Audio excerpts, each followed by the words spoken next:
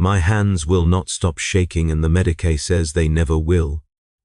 She said it clinically, adjusting the tube feeding fluids into my arm, her face showing nothing. Neurological damage, permanent tremor. The muscles in my forearms had contracted so many times, so violently for so long, that the nerve pathways had burned themselves into new configurations. She used technical words. I did not listen to most of them. I was watching my hands vibrate against the thin mattress of the field hospital cot, watching them move without my permission, and thinking about how they had felt gripping that bayonet for 6 hours and 43 minutes. That is the official duration. Someone timed it. Someone always times these things. There is a clerk somewhere in the administratum who has recorded that the 14th Covarian Rifles held trench position Theta 7 for 6 hours and 43 minutes against repeated assault by Chaos Space Marine forces estimated at company strength. There will be a notation about casualties. There will be a commendation, possibly. There will be numbers that mean nothing to anyone who was not there. 312 soldiers held that trench when the first Marine crested the parapet. 19 walked out when the relief force finally broke through. I am one of the 19. I do not know why. Sergeant Vickers would know. Sergeant Vickers always knew things like that, always had an explanation, always had a reason to keep fighting when the reasons had all burned away. But Sergeant Vickers is not in the field hospital. Sergeant Vickers is in a very specific section of trench position Theta 7, the section where his body is still lying because no one has had time to retrieve the dead. His body is there, but his head is somewhere else. I saw it happen. I saw the chain blade catch him just below the jaw, and I saw what came after, and I will see it every time I close my eyes for however long I continue to live. Which may not be long. The Medicae did. Not say that part out loud, but I saw her make a notation on her data slate, and I saw the way she looked at me when she thought I was not watching. There is a particular expression that medical personnel use when they are assessing whether a patient is salvageable as a functional soldier or merely salvageable as a breathing body. I have seen that expression before. I never thought I would be on the receiving end of it. My hands shake. My hands shake and the muscles in my forearms burn with a fire that has nothing to do with external temperature, and my right shoulder makes a grinding sound when I move it because something tore in there, something important, during the 3rd hour when I put my bayonet through a Marine's eye lens. And he did not fall. He did not fall, and I had to twist, had to lever, had to put my entire body weight into working the blade free while his gauntleted hand reached for my throat, and his other hand, the one holding a combat knife the length of my forearm, came around toward my belly. Someone shot him. Someone saved my life. I do not know who. There were too many bodies, too much noise, too much blood in my eyes to see clearly. That was the 3rd hour. I had already killed one of them by then in the 1st hour, and I thought I understood what I was doing. I did not understand anything. The trench was 400 meters long and 3 meters deep and 2 meters wide at the base. Standard Imperial fortification. Rockcrete walls reinforced with plasteel plating, firing steps, ammunition niches, communication alcoves. Everything by the book, everything according to doctrine, everything designed for exactly this situation. Hold the line, hold until relieved, simple orders, clear orders. The kind of orders that make sense in briefing rooms. In briefing rooms, no one mentions what it sounds like when a Chaos Marine laughs. They came at dawn on the 7th day of the siege. We had been holding that section of the line for a week, taking casualties. From artillery and sniper fire, watching the enemy positions across no man's land, and waiting for the assault we knew was coming. We had seen the Marines before, glimpses of them moving through the rubble, their armor catching the light of burning buildings. We knew they were there. We knew they were coming. We did not know they would come alone. Not alone. That is the wrong word. They had cultist support initially, waves of screaming fanatics who threw themselves at our guns and died in windrows. But that was just preparation. That was just softening. The cultists were not the assault. The cultists were what came before the assault, the bleeding edge of something much worse, and when they finally broke and retreated, when the last of them fell to our concentrated fire, we had perhaps 30 seconds to think we had won something. Then the Marines came over the top, and everything changed. I killed my first one in the opening seconds. Private First Class Nathan Holloway, 14th Kavarian Rifles, killed an actual traitor Marine in single combat. That is what the record will say. That is what the commendation will note, if there is a commendation, if anyone bothers with paperwork for a soldier whose hands will not stop shaking.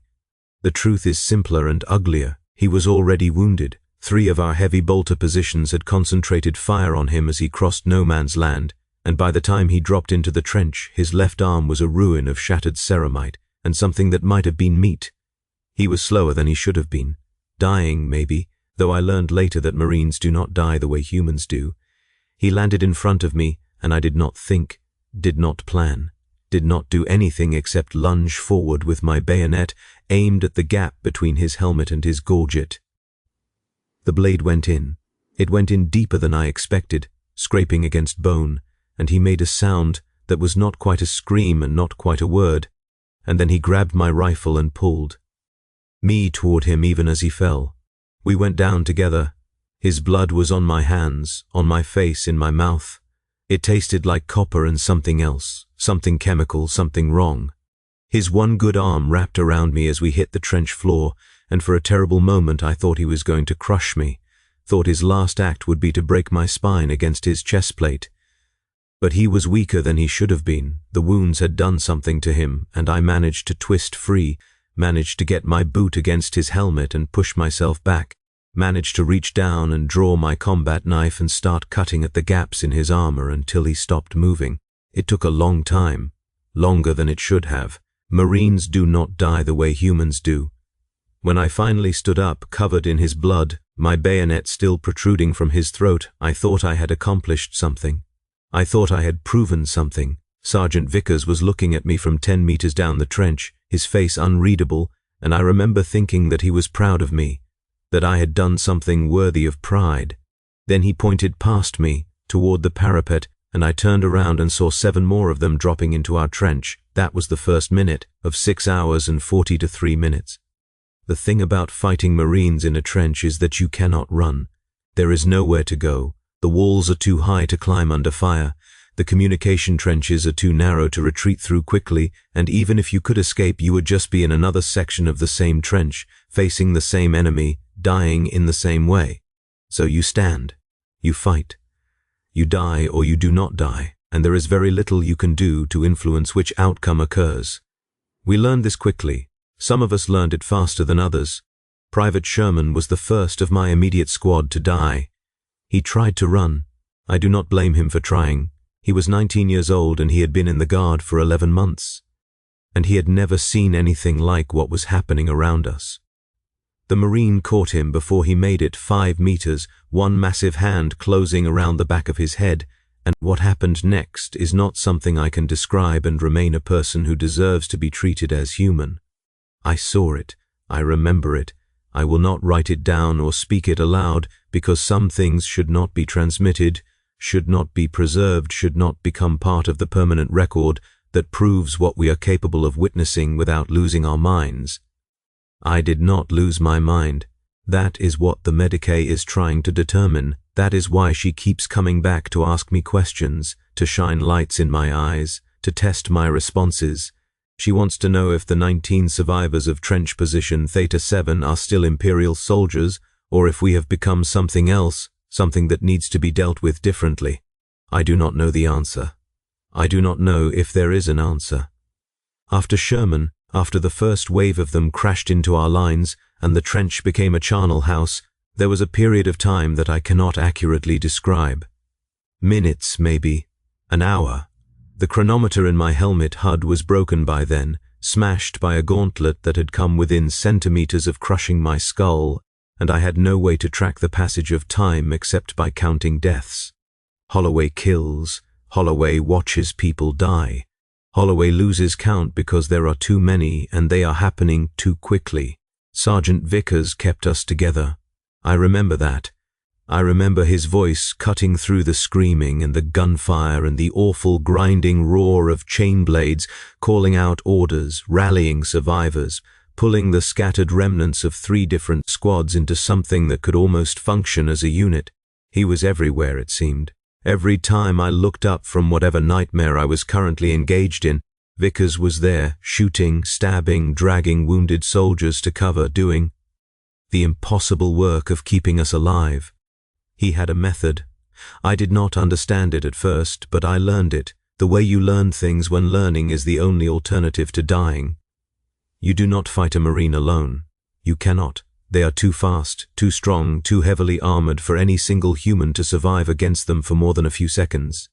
But in a trench, in close quarters, they are limited. They cannot bring their full mobility to bear. They cannot maneuver the way they would in open ground, and while one man cannot kill a Marine, 5 men might. 10 men might. 20 men, armed with bayonets and combat knives and the desperate fury of the dying, can drag one down and find the gaps in his armor and make him bleed. The cost is high. The cost is always high. For every Marine we killed, we lost dozens. But we killed them, and that meant something. That meant everything. Because every Marine we killed was one less Marine killing us, and in a battle of attrition, in a grinding war of numbers, the Guard has one advantage that no other force in the Imperium can match. There are always more of us.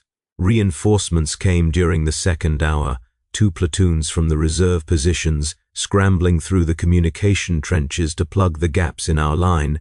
I remember the moment they arrived, the surge of desperate hope that went through the survivors, the brief beautiful illusion that we might actually hold. Fresh soldiers, fresh ammunition, fresh bodies to throw at the enemy. They lasted 20 minutes, maybe less. The Marines had learned our tactics by then, had adapted, had started working in pairs to cover each other's blind spots. They carved through the reinforcements like a chain blade through flesh, and when it was over, we were back where we started, only with more dead and less ammunition. That was when the first one spoke to me. He was fighting 3 meters away, his back partially turned, focused on a group of soldiers who were trying to bring him down with grappling hooks and bayonets. He should not have been able to see me. He should not have had the attention to spare.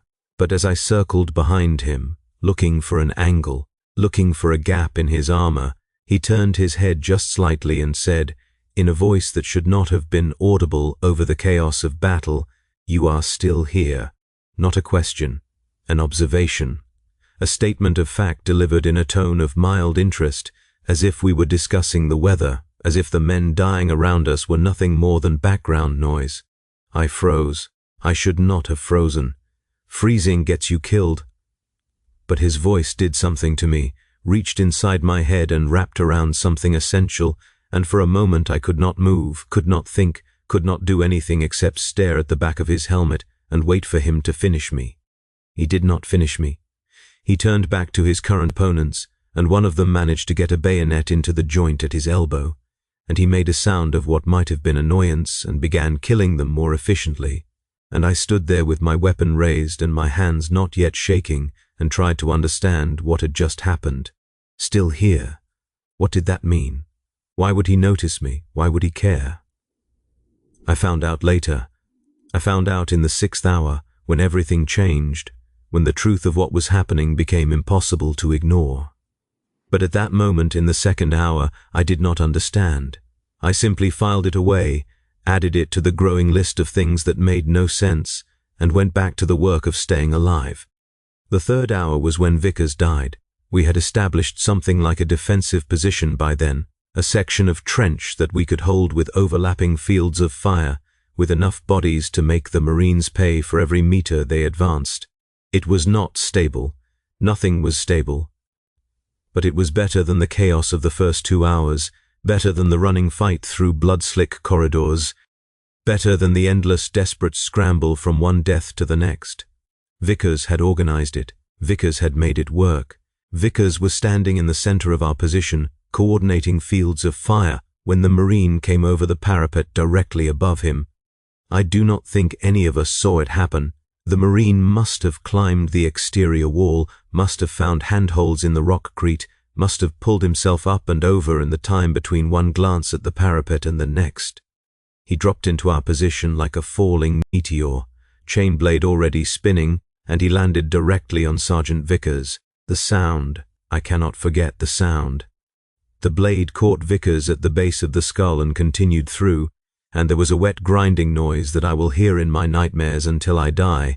And then Vickers was 2 pieces, and the Marine was rising, was turning, was looking for his next target. He looked at me. The same Marine. I recognized the markings on his armor, the pattern of old damage and fresh blood, the particular configuration of spikes and chains that decorated his pauldrons. He was the one who had spoken to me. He was the one who had noticed me. And now he was standing in the center of our position, surrounded by the soldiers I had fought beside for hours, and he was looking directly at me. "You are still here," he said again. The same words, the same tone, "still here." Then he raised his chain blade and began killing everyone else. I should have attacked. I should have thrown myself at him with the rest, should have added my bayonet to the desperate attempt to bring him down. That is what a soldier does. That is what the Guard does. We die together, all of us, in service to the Emperor and the Imperium. We do not stand apart. We do not watch. But I watched. I stood at the edge of the fighting and I watched him kill 7 soldiers in the time it took me to draw a breath, and I could not move, could not force my legs to carry me forward, could not break the paralysis that had gripped me since he spoke those 3 words. Still here, still here. What did it mean? Why was I still here? Corporal Bradley saved me. She did not know she was saving me. She was just doing her job, just following training, just reacting to the presence of an enemy in our position. She came in from the side with a demolition charge in her hands, a crack grenade with the pin already pulled, and she threw herself at the Marine's back and detonated it against his armor. The explosion threw me against the trench wall. I felt something in my shoulder tear, felt my vision go white with pain, felt the world dissolve into ringing silence and the taste of blood. When I could see again, when I could hear again, the Marine was on his knees. His backpack was a ruin of twisted metal and leaking fluids. His armor was cracked, he was hurt, actually hurt, and Bradley was dead, her body scattered across a 10-meter radius, and the surviving soldiers were closing in with bayonets raised. We killed him. It took 2 more lives, 2 more soldiers who got too close and paid the price, but we killed him. I watched him die. I watched the light fade from his helmet lenses, and I heard the last sound he made, a rattling exhalation that might have been laughter, and I felt nothing, no satisfaction, no relief, no sense of victory or justice or revenge. He was just dead. One more dead thing in a trench full of dead things, and somewhere in my mind, a voice that sounded like his was asking me why I was still here, why I had not died with the others, why I had stood and watched while Corporal Bradley gave her life. I did not have an answer then. I have one now, but I do not like it. The 4th hour was the worst, not because of what happened, but because of what did not happen. The Marine attacks slowed, the pressure on our position eased. For nearly 40 minutes we held our section of trench without a major assault, without the constant grinding terror of transhuman, killing machines trying to reach us. It should have been a respite. It should have been a chance to recover, to reorganize, to prepare for the next wave. But the silence was worse than the fighting. The waiting was worse than the dying, because in the silence, in the gaps between gunfire, we could hear them. They were talking to each other. The Marines, they were communicating across the length of the trench, calling out to each other in a language that was not quite Imperial Gothic, sharing observations and tactics and what might have been jokes. I could not understand all of it. Parts were in a dialect I did not recognize. Parts were in something that was not language at all, just sounds that made my ears ache and my nose bleed. But I understood enough. I understood when one of them said, in perfectly clear low Gothic, "This one keeps surviving." And I understood when another replied, "They always do. The marked ones. Let it ripen, marked, ripen." I did not know what that meant. I told myself I did not know what that meant. I told myself it was psychological warfare, just another weapon in their arsenal, designed to break our morale and make us doubt ourselves. But I remembered the way the Marine had looked at me, had spoken to me, had spared me when he was killing everyone else, and I could not make the doubt go away. Private Morrison asked me about it during the lull. We were crouched in a firing position, watching the approaches, waiting for the next assault, and he leaned over and said, "That one talked to you, the big one with the chains. I saw it. He talked to you and then he let you go." I did not answer. I did not know how to answer. Morrison was dead before the 5th hour began. He was one of the first to die when the attacks resumed, caught in the open during a rush to reinforce a breached section. A bolt round took him in the chest, and there was nothing left to bury. But before he died, I saw the way he looked at me. I saw the suspicion in his eyes. The question he did not have time to ask. Why are you still here? The 5th and 6th hours blur together in my memory. They blur because my mind was beginning to crack, beginning to fracture under the weight of what I was experiencing. I killed 2 more Marines during that time, one with a bayonet through the neck joint, a lucky thrust that found the gap between helmet and gorget. One with a grenade dropped down the barrel of his bolter, a trick that Vickers had taught us during training that none of us ever expected to actually use. I was running on instinct by then, on muscle memory, on the primal imperative to not die that exists somewhere below conscious thought. But I remember fragments.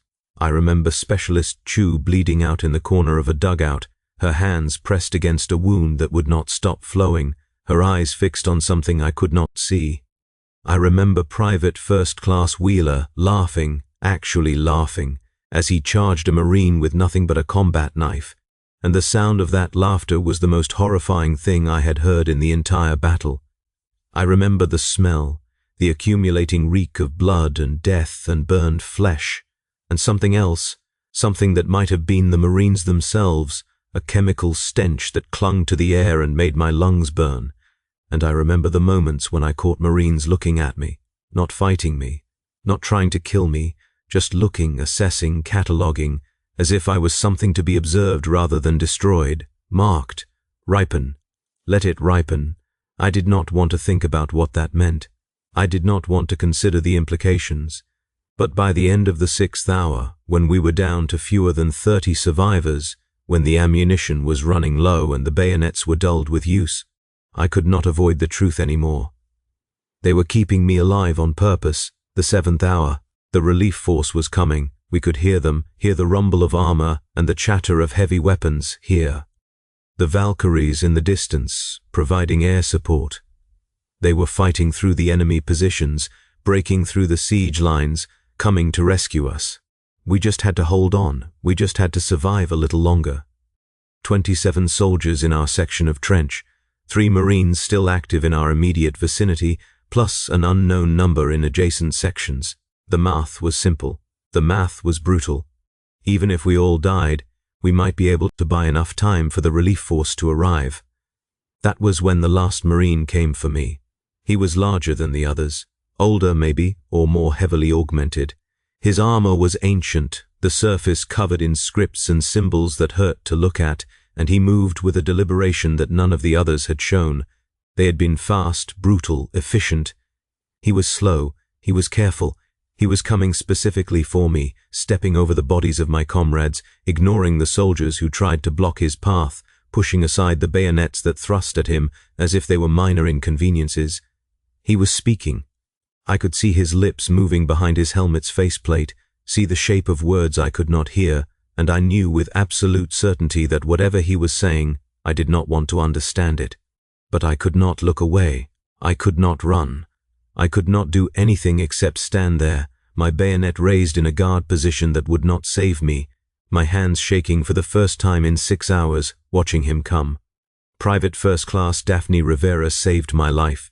She was the last surviving member of 2nd Squad, a small woman with a scar across her cheek and eyes that had seen too much, and she came out of nowhere with a plasma pistol that she must have taken from one of the officers' bodies. The shot took the Marine in the side of his helmet, superheated matter burning through ceramite and bone, and he staggered, stumbled, went down to one knee. He should have died. Anyone else would have died. But he reached up with one hand and pulled the helmet off, revealing what was underneath, and I saw his face. I cannot describe it. I will not describe it. There are things that human eyes are not meant to see, configurations of flesh and intention that do not belong in any universe that pretends to be rational. He looked at me with eyes that were not eyes, and he smiled with a mouth that had too many teeth, and he said, "You will understand soon. The blessing finds us all, eventually. That is why you keep surviving. That is why you cannot die. You were chosen before you were born." Then Rivera shot him again and again and again, emptying the plasma pistol into his body until there was nothing left but ash and the stench of burning corruption. And I stood there with my shaking hands and my broken mind and tried to understand what he had meant. Chosen, before I was born, the blessing finds us all. I think I screamed. I am not sure. There was noise, a lot of noise, and then there was silence, and then there were hands on my shoulders and someone was calling my name, and Private First Class Nathan Holloway woke up in the field hospital with a Medicae shining a light in his eyes. 6 hours and 43 minutes, 19 survivors, one of them is me. The Medicae comes back every few hours, she asks me questions, she tests my responses, she makes notes on her data slate and looks at me with that expression, the one that says she is trying to decide what I am and what should be done with me. I asked her once about the others, the other 18 survivors. She told me that most of them are in similar condition, hands that shake, minds that crack, soldiers who will never be soldiers again. But a few of them are different. A few of them are being kept in isolation, in secure wards, with guards at the doors and inquisitorial seals on the walls. She would not tell me why. She would not tell me what the isolation cases said or did that marked them for special treatment. But I have my suspicions. Marked. Ripen. Let it ripen. They were choosing. All along they were choosing, not randomly killing, not indiscriminately slaughtering, but selecting. Looking for something in us, some quality or potential that only they could see. And the ones they found, the ones who matched whatever criteria they were using, they let live. I lived. For 6 hours and 43 minutes, surrounded by monsters who could have killed me at any moment, I lived. Not because I was skilled, not because I was lucky, not because the Emperor protects or any of the other platitudes we tell ourselves to make the dying bearable. I lived because they wanted me to live, because they saw something in me that made them smile those terrible smiles and speak those terrible words and let me walk away from a battle that killed 293 of my comrades. I do not know what that something is. I do not want to know. But my hands will not stop shaking, and the Medicae keeps looking at me with that expression, and somewhere in the back of my mind a voice that is not my voice keeps asking the same question over and over and over. Why are you still here? I survived trench position Theta 7. That is what the record will say. That is what the commendation will note. If there is a commendation, if anyone bothers with paperwork for a soldier whose hands will not stop shaking, and whose mind will not stop cracking, and whose future is now measured not in years or months, but in the time it takes for some clerk or commissar or inquisitor to decide what should be done with the marked ones, the ripened ones, the survivors who should not have survived. Private First Class Nathan Holloway, 14th Cavarian Rifles.